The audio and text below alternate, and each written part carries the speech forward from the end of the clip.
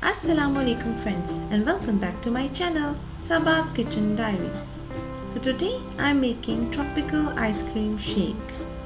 It is very easy to make because all the ingredients can be found in your kitchen.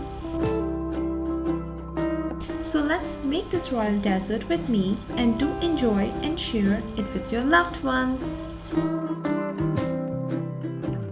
But before that, if you are liking my content, hit the subscribe button and turn the notification on. Gather the ingredients and let's make it then.